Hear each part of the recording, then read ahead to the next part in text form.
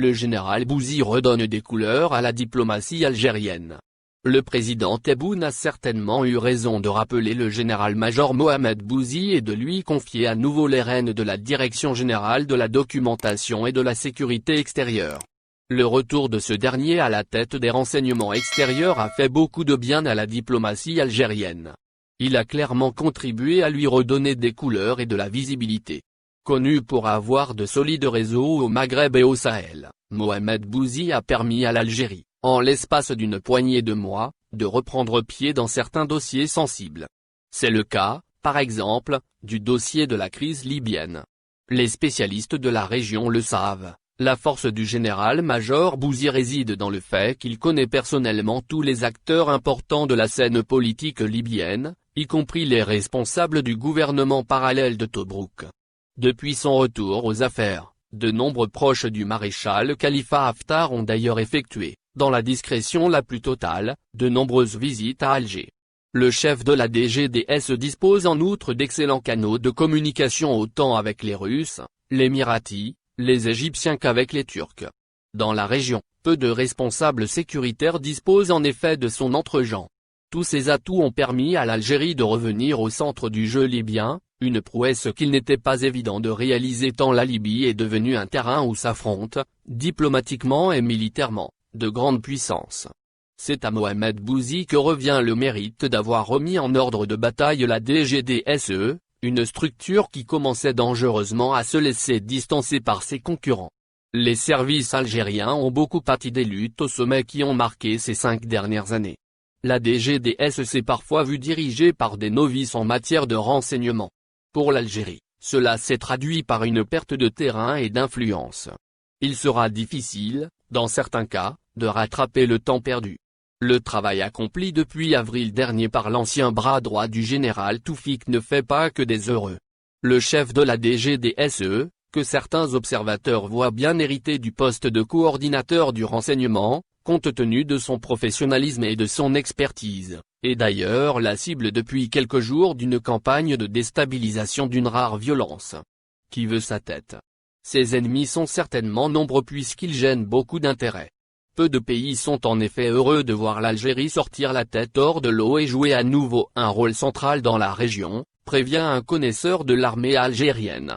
Mais comme le dit la fameuse citation, « Mon Dieu, gardez-moi de mes amis. Quant à mes ennemis, je m'en charge, il est possible que les attaques dont fait l'objet aujourd'hui Mohamed Bouzi aient été conçues et lancées depuis Alger, affirme la même source. Si cela venait à se confirmer, cela pourrait vouloir dire que la conspiration dont a été victime l'Algérie n'a pas complètement été circonscrite. Procès en appel d'Abdelghani Hamel, ex-patron de la police d'anciens cadres Charles Zouk, Bedoui et Saïd Bouteflika. Poursuivi dans le cadre du procès de l'ex-DGSN, Abdelghani Hamel, des cadres de l'administration ont évoqué des ordres de l'ex-Wali Abdelkader Zouk, des pressions de Noureddine Bedoui, ex-ministre de l'Intérieur, et de Saïd Bouteflika. Le procureur général a requis l'aggravation des peines prononcées en première instance et la confiscation de tous les biens de la famille Hamel. Le procès en appel de l'ex-directeur général de la Sûreté nationale, DGSN, Abdelghani Hamel, s'est poursuivi avec l'audition de plusieurs prévenus, notamment des ex-Wali et des cadres de l'administration locale d'Alger et de Tipaza. Certains ont fait état de pression et de menaces exercées pour faire passer des dossiers. C'est le cas de Ali Bouamiri Ren, directeur des domaines de la wilaya de Tipazac, poursuivi pour dilapidation de deniers publics et abus de fonction, fait qu'il nie totalement. J'ai exercé en tant que directeur des domaines de Tipaza durant 10 ans 2009-2019, et dans le même poste à travers 5 wilayas du pays, dit-il au juge, qui le ramène aux faits. Bouamiri Ren poursuit, en réalité, les problèmes qui m'ont mené à la prison d'El Arak ont commencé en juillet 2015, avec la nomination d'Abdelkader Wali en tant que Wali de Tipaza. Cela a coïncidé avec la loi de finances complémentaire de 2015 qui a habilité les Walis à affecter des concessions industrielles sur proposition du directeur de l'industrie. En début 2016, sous le couvert de l'investissement, a commencé la dilapidation organisée du foncier. Je me suis opposé aux décisions illégales. J'ai écrit au Wali et à la tutelle, mais mes courriers sont restés sans réponse. j'ai saisi la justice pour faire annuler les décisions. Il y avait une moyenne de 40 décisions, dont 23 concernent 76 a de terres agricoles ou situées dans des zones d'extension touristique. La guerre venait de commencer. J'ai été déféré devant la commission sécuritaire de la wilaya. Je faisais l'objet d'énormes pressions. Au mois de décembre, le tribunal administratif a annulé les 4 décisions, mais avant j'avais reçu une lettre m'ordonnant de retirer les plaintes devant le tribunal, alors que j'avais engagé une procédure contre le wali de Tipaza, auprès du parquet de Tipaza. En 2017, Moussa Guelleh a remplacé Abdelkader Wali, et dès son installation, il a mis en place une commission pour suivre l'exécution des projets et a instruit le directeur de l'industrie d'enquêter sur les décisions illégales. À la fin, sur les 59 décisions, seulement 6 appartenant à cette personne devaient être annulées.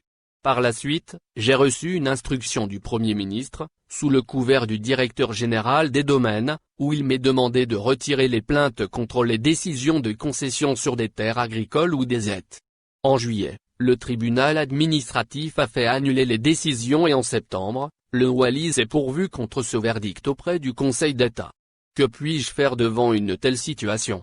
J'ai écrit au wali, mais il n'y a eu aucune réponse. Le climat était électrique. J'avais 10 plaintes chez le procureur, une contre X et le reste contre des parties. Le juge, mais à partir du moment où le tribunal de Blida a statué sur l'annulation, il fallait s'arrêter, mais vous aviez fait votre propre fatwa pour valider 4 décisions. Bouamir ne cesse d'évoquer la guerre menée contre sa personne à cause de ses terrains, dont celui octroyé aux enfants de Hamel, à Mata Akera, pour la réalisation d'une unité de production de médicaments. Il n'est pas le seul à se plaindre de ces pressions. C'est le cas de l'ex-directeur de l'OPGI, Office de promotion et de gestion immobilière, de Hussein Dey, à Alger, Mohamed Remia, poursuivi pour dilapidation de deniers publics et abus de fonction, qu'il nie catégoriquement. Abdelkader Zouk nous a donné ordre de ne pas inquiéter Hamel et Takou. Vous aviez cédé 120 mètres carrés pour un bail de 22 000 dinars. Est-ce normal? Lui demande le juge. Il répond, cela s'est fait dans un cadre légal. Ce sont des locaux qui appartiennent à l'OPGI et non pas à l'État. Le juge, ces décisions ont causé un préjudice de 90 millions de dinars. Pourquoi un bail à 22 000 dinars? Le prévenu, ce sont des abattements qui concernent tous les locaux faisant partie des projets de réalisation de logements sociaux participatifs. Le juge, n'était-il pas plus judicieux de lancer un avis d'appel d'offres au lieu de passer par la procédure du gré à gré? Remia explique que les consultations se font dans le cas où il y a une forte demande sur les locaux. Le juge le ramène au logement social accordé à Shafik Hamel, en lui rappelant que ce dernier avait déclaré qu'il est allé pour en acheter, on lui a affecté un F4. Remia, l'OPGI ne donne pas de logement. Nous avons reçu un ordre du wali d'Alger, Abdelkader Zouk, pour affecter un logement à Hamel. Nous n'avons fait qu'exécuter cet ordre. Le juge lui réplique, la même chose pour sa sœur Chainé qui a bénéficié d'un logement et LSP sans dossier de fonds. Le magistrat appelle Machi Faïkal, directeur de la GERA, agence de gestion et de régulation foncière d'Alger, et l'interroge sur le terrain situé à Bab Edzouar affecté à Chainé Hamel, dans le cadre de l'investissement. Le prévenu reconnaît que les redevances de 2017 et 2018 n'ont pas été honorées ainsi que les frais de construction d'une valeur de 15 millions de dinars, précisant toutefois avoir envoyé des mises en demeure. Le juge se tourne vers Chainé Hamel et lui demande ce qu'elle voulait faire avec les 4 parcelles dont elle a bénéficié. La prévenue, j'avais déposé une demande pour un seul terrain, mais il a été loti en 4 assiettes de 7000 mètres carrés chacun.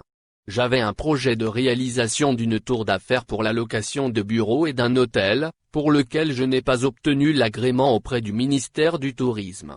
À peine j'avais clôturé le terrain, ils m'ont demandé le paiement d'une somme de 149 millions de dinars, que je n'avais pas.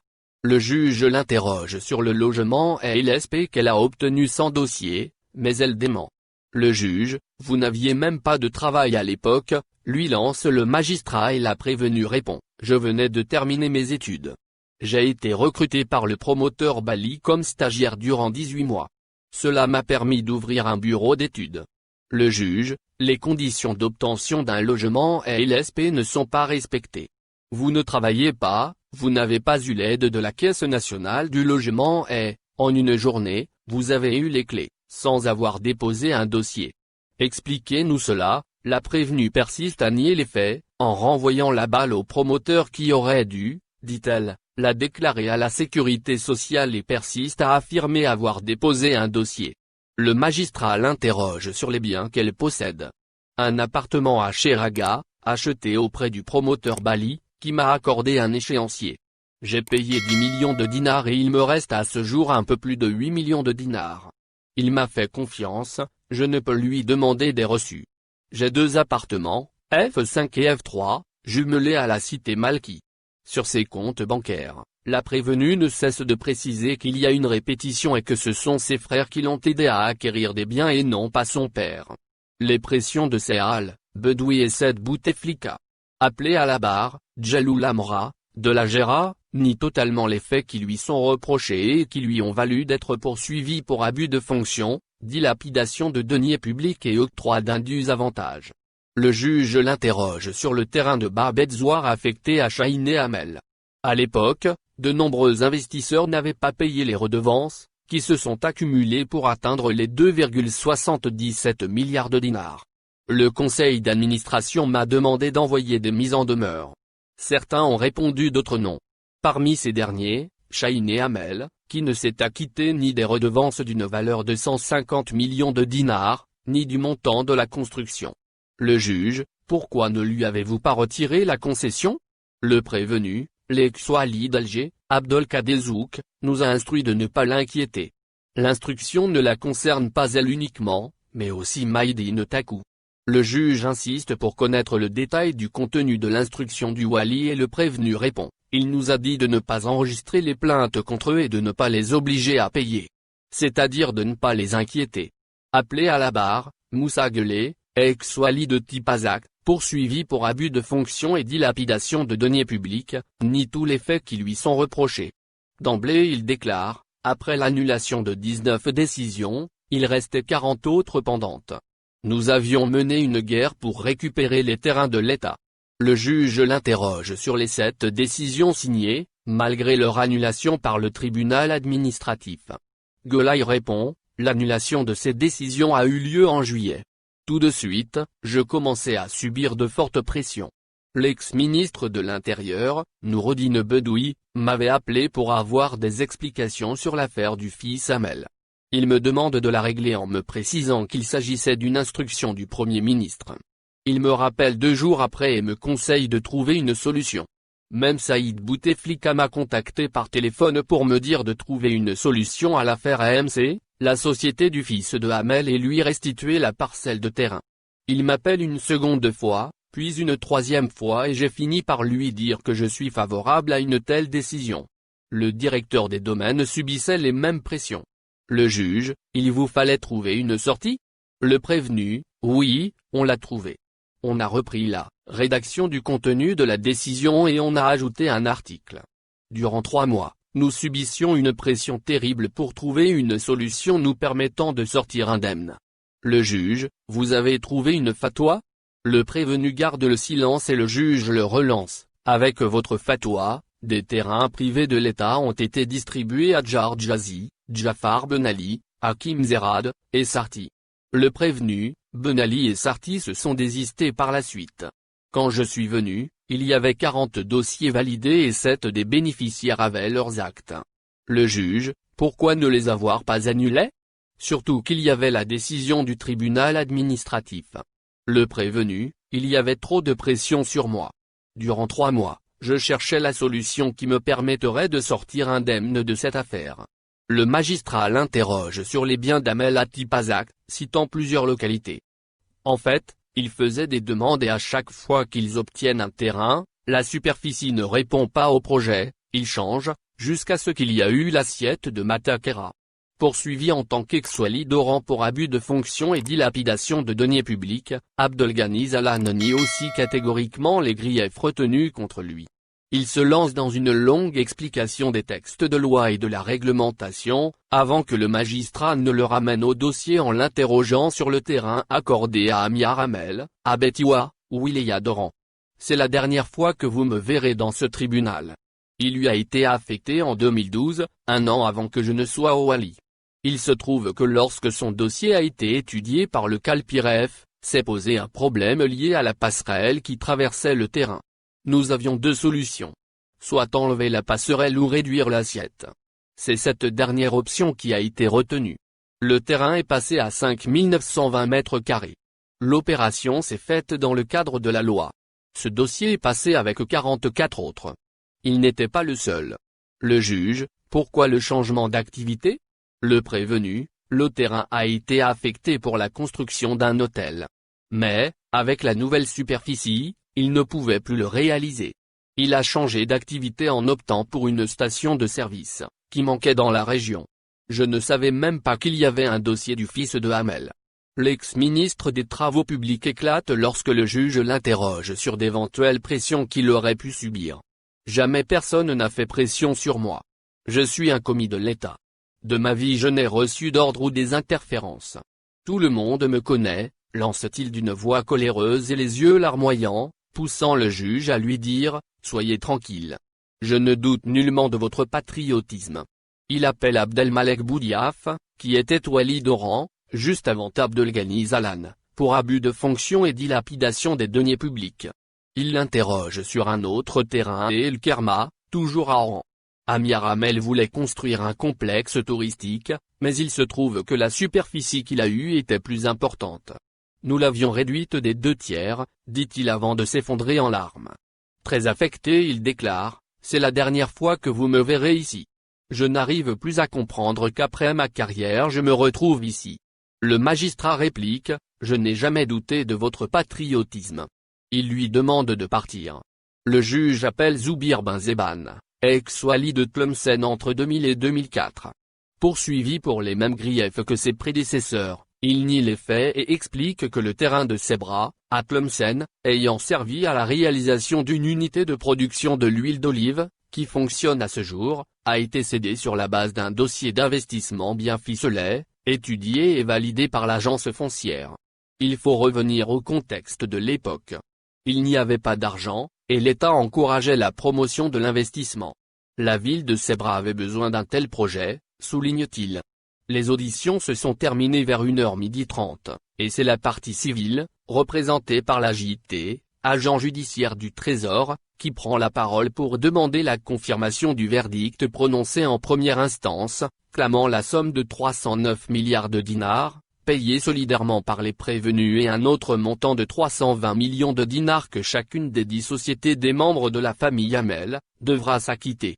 Prenant la parole, le procureur général, d'une voix inaudible, en moins de 20 minutes, requiert l'aggravation des peines pour l'ensemble des prévenus. Les plaidoiries se sont terminées en fin de journée et reprendront, demain à la cour d'Alger.